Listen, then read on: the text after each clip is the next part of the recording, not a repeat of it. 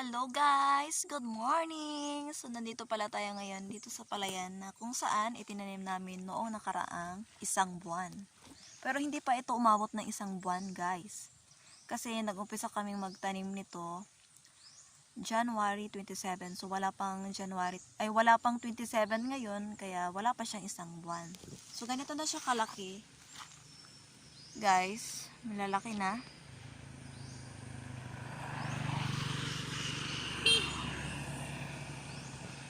Tapos may konting tubig na rin dahil ng umulan kasi.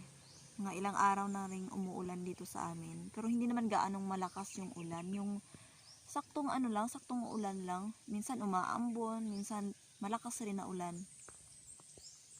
Yan. So nandito ulit kami ngayon ni Dodong. Andito yung kasama ko. Nasa gilid lang siya. Halika Dong, pakita ka. Yan, dito si Dodong guys. Yan siya. Ayan.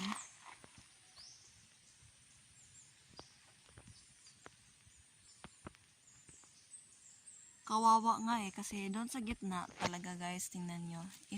I-zoom ko nga yan May natumba na niyog. Diyan pa talaga mismo sa sa gitna ng palayan. Ayun. Tapos, ayun. Inisprayhan na yung palay. Spray para sa sa mga damo-damo. Kasi marami ng damo yung palay. Kailangan kasi yung isprayhan.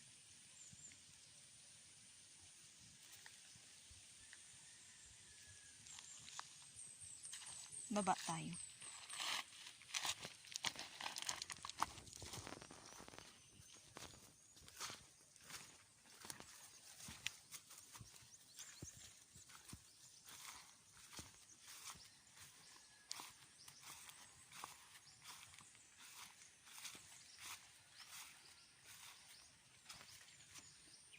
So kung kung i-imagine lang natin parang kailan lang, maliliit pa to, ngayon malalaki na sila, malalaki na yung mga palay.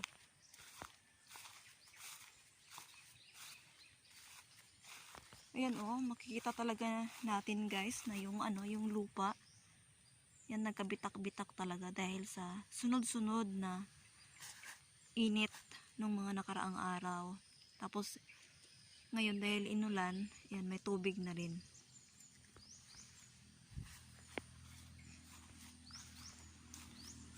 So ito yung unang box. Tapos ito yung pangalawa. Dito maraming tubig,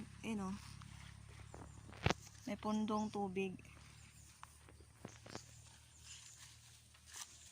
So punta tayo dito sa sa box na kung saan natumbahan ng puno ng niyog.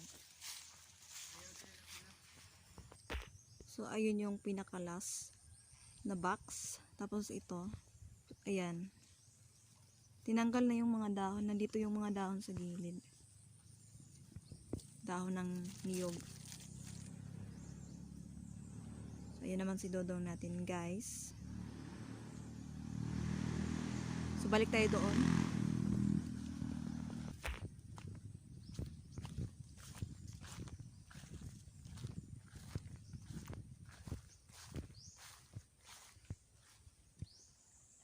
So ayun lamang po guys. Thank you for watching.